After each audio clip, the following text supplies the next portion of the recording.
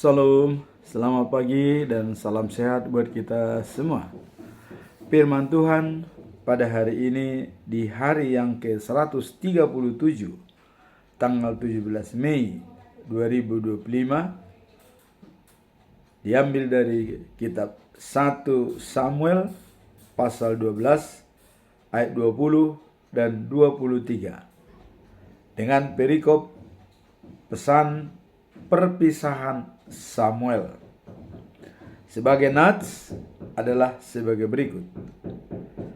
Dan berkatalah Samuel kepada bangsa itu, jangan takut, memang kamu telah melakukan segala kejahatan ini. Tetapi janganlah berhenti mengikuti Tuhan, melainkan beribadahlah kepada Tuhan dengan segenap hatimu. Mengenai aku, jauhlah daripadaku untuk berdosa kepada Tuhan, dengan berhenti mendoakan kamu. Aku akan mengajarkan kepadamu jalan yang baik dan lurus. Bahasa Indonesia sehari-hari dikatakan demikian. Samuel pun menjawab, jangan takut. Meskipun kamu telah melakukan kejahatan itu, janganlah berpaling dari Tuhan,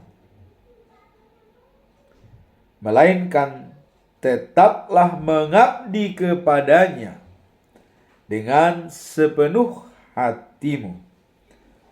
Mengenai diriku,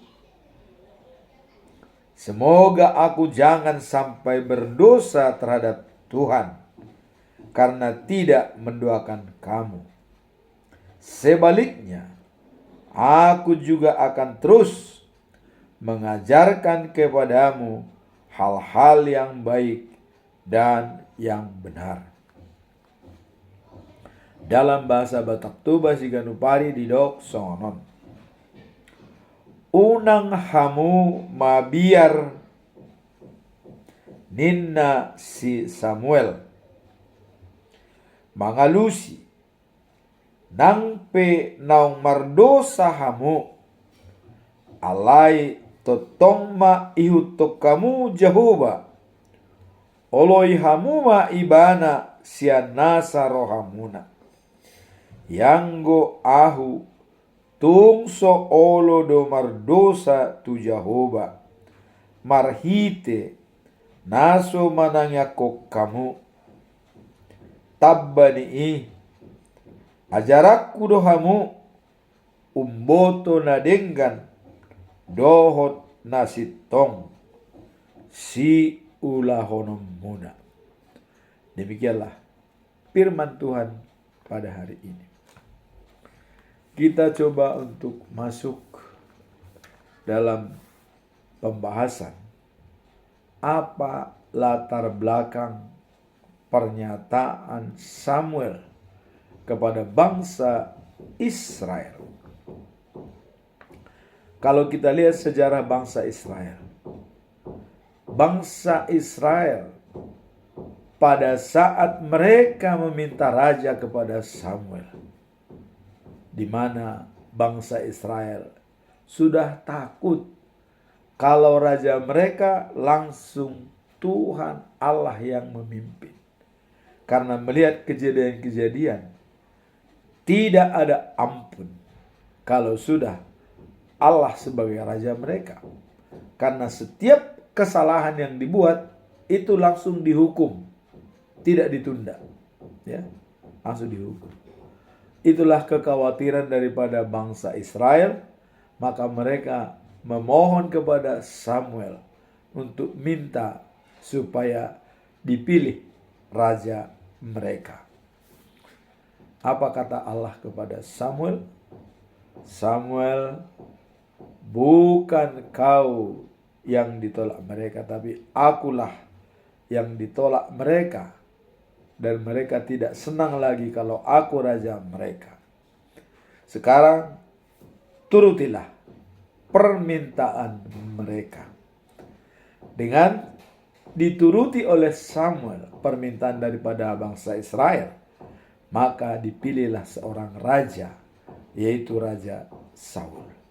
Nah, dalam hal inilah latar belakang kata-kata Samuel kepada bangsa Israel, mengingat perlakuan bangsa Israel yang banyak berbuat salah.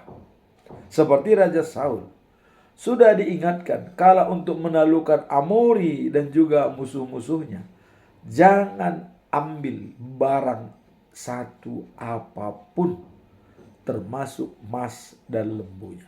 Hancurkan. Tapi pada kenyataannya, Saul mengambil sapinya dan juga perhiasannya, disembunyikan. Allah tidak setuju. Itulah kesalahan Saul. Maka Samuel berpesan kepada mereka, walaupun ada kesalahan yang kalian buat, hari ini dikatakan oleh Samuel, jangan takut. Walaupun kamu sudah berbuat salah, tapi tetaplah setia dan melayani Tuhan. Itulah latar belakang daripada Samuel memberikan pesan ini kepada bangsa Israel. Karena adanya pelanggaran, dan diingatkan supaya tetap mereka setia kepada Tuhan. Terutama kesalahan yang dibuat mereka, dia memilih raja, artinya tidak lagi yakin kepada Tuhan sebagai raja mereka. Tapi namun pun demikian, Samuel menyarankan kepada mereka untuk tetap setia kepada Tuhan. Nah, dikatakan di sini bahwa kita diberikan nasihat penting mengenai persahabatan dan komitmen kepada Tuhan. Jadi tetap Samuel ingatkan Israel jangan takut, meskipun mereka telah melakukan kesalahan, dan mengajak mereka untuk tetap setia kepada Allah dengan berdoa dan melayaninya. Nah, kalau kita lihat dalam ayat 20 dalam hal ini adalah, jangan takut, kamu telah berbuat jahat, tetapi jangan menyimpang dari Tuhan. Nah, ini tetap disarankan oleh Samuel. Jangan menyimpang dari Tuhan. Tetap melayani Tuhan, berdoa, dan mendukung pemimpin. Jadi siapa pemimpin yang dipilih? Karena sudah dipilih sebagai rajanya, harus didukung. Inilah pesan Samuel terakhir kepada bangsa Israel. Nah, dengan demikian, bangsa Israel memohon kepada Samuel untuk berdoalah bagi kami kepada Tuhan supaya kami jangan mati, katanya. Ini ada kekhawatiran daripada bangsa Israel. Takut mereka ada kemarahan daripada Allah kepada mereka. Maka diminta Samuel untuk berdoa kepada mereka. Maka jawab Samuel, jangan takut. Tetaplah setia kepada Allah. Dan tetap melayani walaupun kamu telah berbuat salah. Tapi jangan sampai menyimpang dari ajaran Tuhan. Itulah jawaban daripada Samuel pada saat bangsa Israel meminta supaya didoakan, supaya tidak mati karena takut kepada Tuhan Allah. Nah, jadi pesan daripada Samuel ini adalah merupakan inti daripada pesan yang disampaikan pada saat dia sudah berumur dan sudah beruban. Tetap setia kepada Tuhan, jangan menyimpang, dan tetap melayani Tuhan. Itulah latar belakang. Sekarang kita masuk dalam poin kedua, itu tujuan. Apa tujuan Samuel memberikan pesan? Tujuan daripada Samuel untuk mengingatkan mereka tentang pentingnya tetap setia kepada Tuhan setelah mereka memilih seorang raja. Nah, jadi walaupun sudah punya raja, jangan sampai meninggalkan Tuhan. Itulah pesan daripada Samuel. Artinya Tuhan tetap menjadi fokus mereka walaupun mereka sudah punya raja. Ini yang disampaikan oleh Samuel. Tujuannya tetap mengarahkan bangsa Israel supaya tidak menyimpang dari jalur yang sudah ditentukan sebagai pengikut Tuhan, dan tetap setia untuk melayani. Nah, dalam konteks ini ya, Samuel ingin menekankan bahwa meskipun mereka telah menolak Tuhan sebagai raja, mereka tidak boleh kehilangan iman dan komitmen kepadanya, serta ya, menyembah atau menghindari,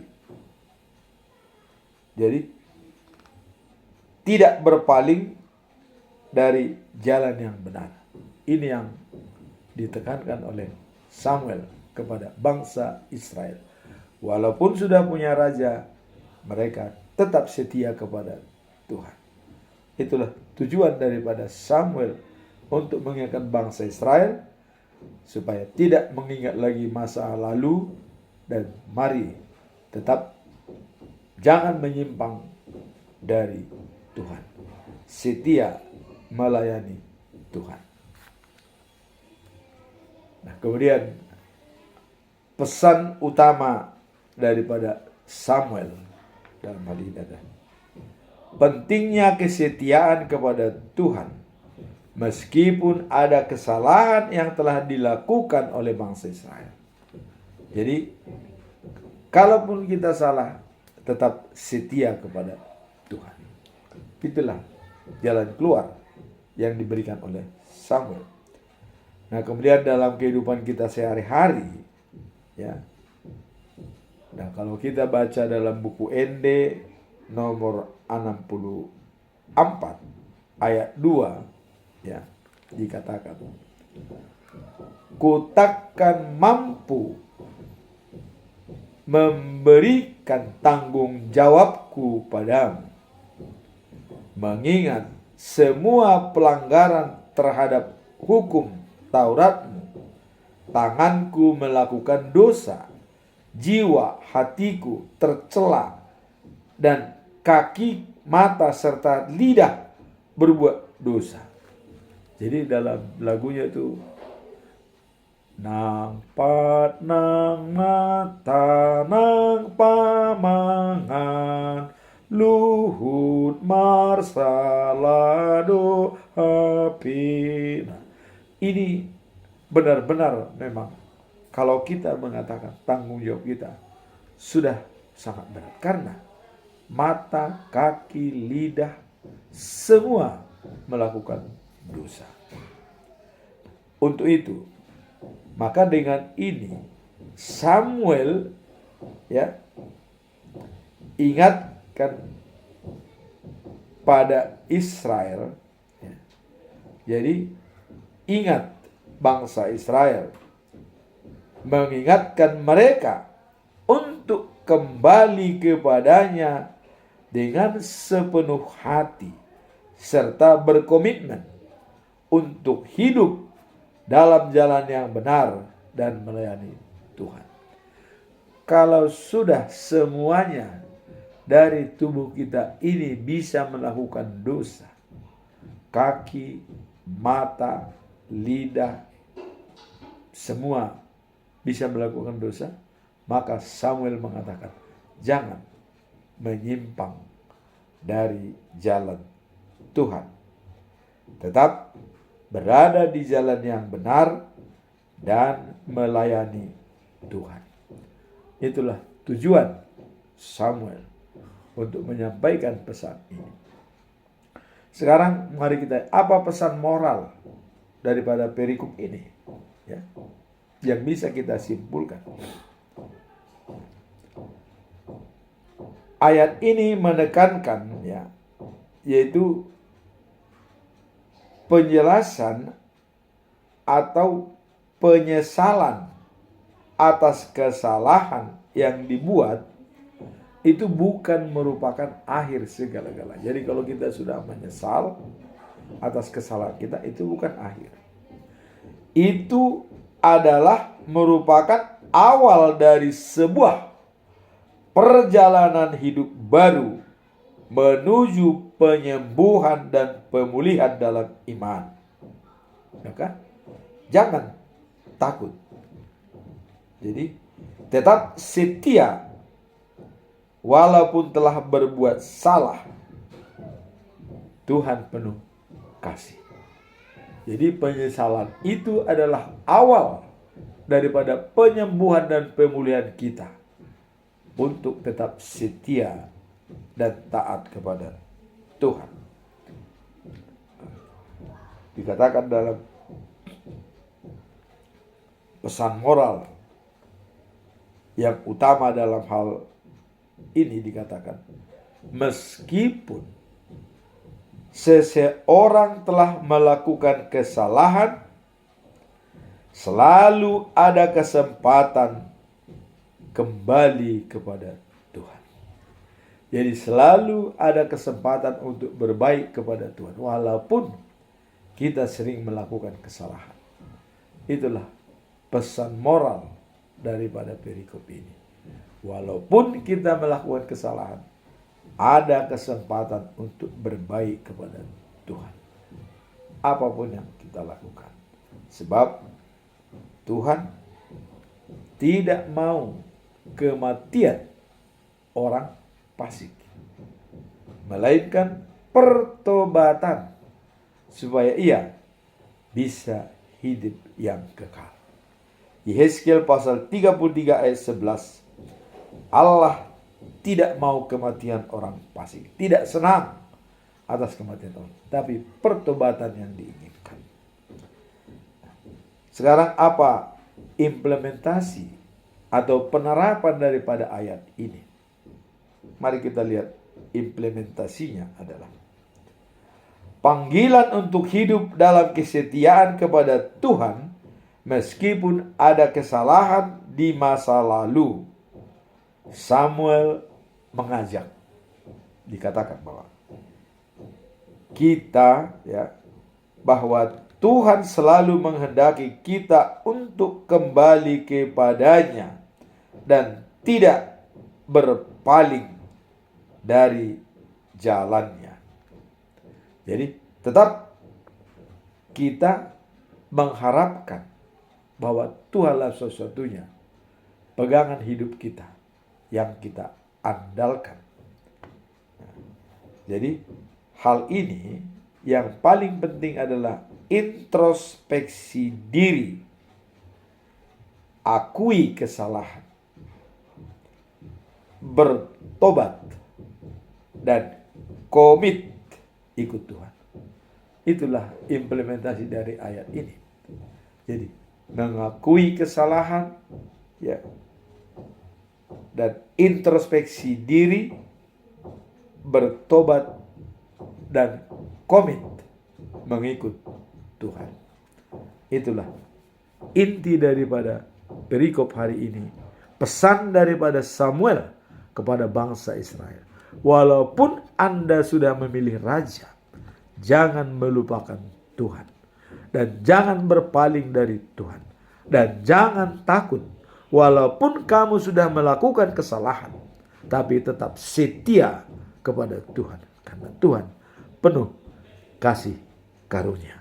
Seperti dalam Yehezkiel pasal 33 ayat 11 dikatakan, Allah tidak mau kematian orang fasik, tetapi pertobatannya supaya dia bisa menjadi hidup yang kekal. Amin. Tuhan memberkati kita.